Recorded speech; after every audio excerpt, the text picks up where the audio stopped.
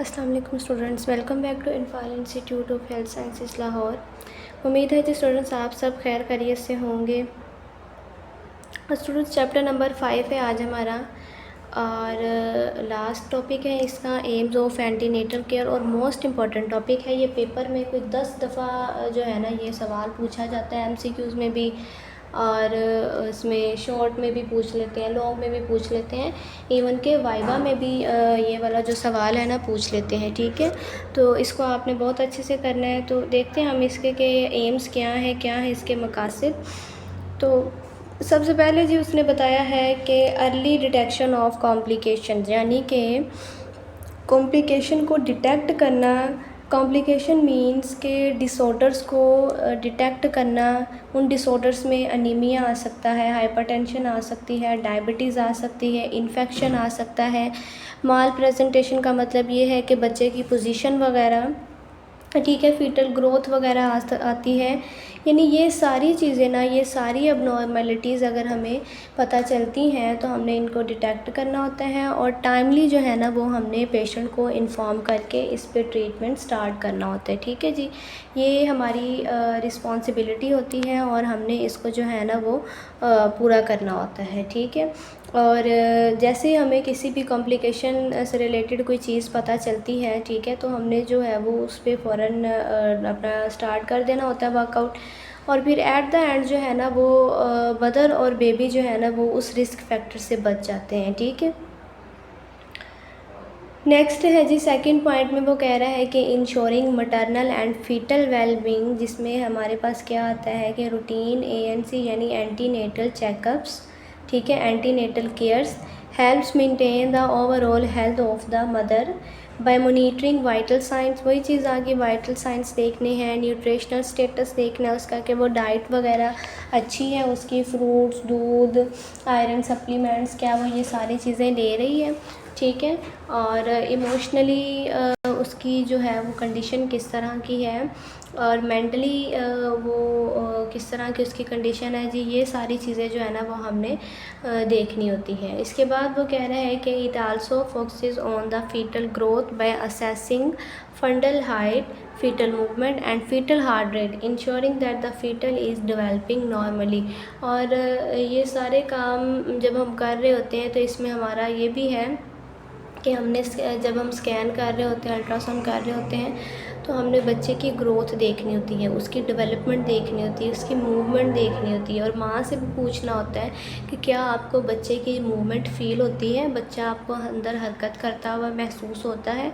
ठीक है, fundal height हमने देखनी होती है, बच्चे की हार्ट रेट देखनी होती है। तो ये सारी चीज़ें जो है ना वो हमारे अंडर आती हैं, और ये हमने जो है ना वो पूरी ज़िम्मेदारी के साथ ये काम करना होता है। नेक्स्ट है जी preparation for safe labour and delivery. वो कह रहे हैं कि antenatal care prepares women physically and mentally for childbirth. Women's को जो है ना वो फिज़िकली और मेंटली जो है ना वो प्रिपेयर किया जाता है। अब कुछ पेशेंट हमारे पास इस तरह के होते हैं कि वो बच्चा जो है वो नहीं लेना चाह रही होती है, ठीक है, लेकिन उनको कंसीव हो जाता है, तो वो बहुत ही ना वो मेंटली और फिज़िकली डिस्टर्ब हो के रह जाती हैं। वो इस चीज़ को नहीं करना चाह रही होती हैं, लेकिन हस्बैंड और जो उसकी फैमिली है उन्हें जो है ना वो इस चीज़ का अंदाज़ा होना चाहिए, ख्याल रखना चाहिए। एक तो इसमें प्रेगनेंसी में स्पेस भी होनी चाहिए, और दूसरा जो है ना वो औरत की भी जो है ना वो रज़ामंदी होनी चाहिए कि बच्चा आगे मज़ीद लेना है या नहीं लेना है। ठीक है जी, नेक्स्ट है जी दिस इंक्लूड बर्थ प्रिपेयर्डनेस, ठीक है, अरेंजिंग स्किल्ड बर्थ अटेंडेंट्स, यानी हमने जो है ना वो जिससे डिलीवरी करवानी है वो कोई ऐसा बंदा होना चाहिए कि जिसके अंदर जो है ना वो सारी स्किल्स होनी चाहिए। एट द टाइम डिलीवरी के टाइम अगर कोई कॉम्प्लिकेशन हो जाती है तो वो बंदा जो है ना वो उसको हैंडल कर सके। ठीक है, और हर तरह की फैसिलिटी वगैरह हमने उसको डिलीवरी के दौरान देनी होती है, एजुकेशन प्रोवाइड करनी होती है। ठीक है, अगर कोई हमें डेंजर साइन मिलता है तो फिर हमें उसको जो है ना वो सारी गाइडलाइंस देनी होती है, उसको बताना होता है। नेक्स्ट वो कह रहा है कि जी promotion of healthy pregnancy habits. अब ये किस तरह से हो सकती हैं कि हमने उसको कहना है कि आप बैलेंस डाइट खाओ, ठीक है, मुतवाज़न ग़िज़ा खाओ जिसमें फ्रूट्स भी हों, जिसमें कार्बोहाइड्रेट्स, प्रोटीन और सब्ज़ियाँ वगैरह भी हों, ठीक है, दालें वगैरह भी हों। तो एक बैलेंस डाइट जो है ना वो होनी चाहिए, ठीक है। उसके बाद जो है ना वो रेगुलर एक्सरसाइज वगैरह करें, पर्सनल हाइजीन का ख्याल रखें, ठीक है। अवॉइडिंग हार्मफुल सब्सटेंस जिसमें जो है वो सिगरेट आ जाती है, तंबाकू वगैरह आ जाता है, अल्कोहल, ठीक है। तो प्रेगनेंसी के दौरान इन सारी चीज़ों से जो है ना वो परहेज़ करना चाहिए। और वैसे भी ये सारी चीज़ें जो है ना वो एक नॉर्मल बंदे को भी जो है ना वो इस चीज़ से अवॉइड करना चाहिए। फिर वो कह रहा है कि एडिक्वेट रेस्ट जो है वो बहुत ज़रूरी है, लेकिन प्रॉपर ये नहीं होना चाहिए कि जो हर वक्त वो है वो बेड पे ही बैठी रहे, बिल्कुल भी एक्सरसाइज ना करे, अपने आप को जो है ना वो अपनी बॉडी को मूवमेंट ना करे, हरकत ना दे, तो ये चीज़ उसके लिए ना ख़तरनाक भी हो सकती है, ठीक है।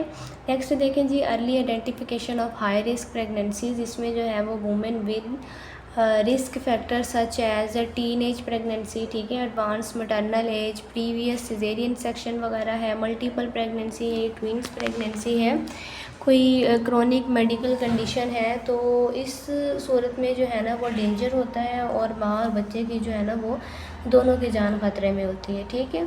High risk pregnancy require more frequent monitoring and timely refer to ensure safety. यानी कि जो हाई रिस्क प्रेगनेंसी होती है जिसमें कोई मसला मसाइल होता है जिसको आप जो है वो खुद नहीं डिटेक्ट कर सकते, खुद नहीं आप उसका ट्रीटमेंट कर सकते, तो आपको चाहिए कि आप उसको जो है ना वो टाइमली आगे रेफ़र कर दें ताकि मरीज़ की जो है वो जान बच जाए, ठीक है। तो ये था हमारा आज का लेक्चर। उम्मीद है जी आपको लेक्चर समझ में आया होगा। सो बहुत शुक्रिया, जज़ाकल्लाह। दुआओं में याद रखिए। अल्लाह हाफ़िज़।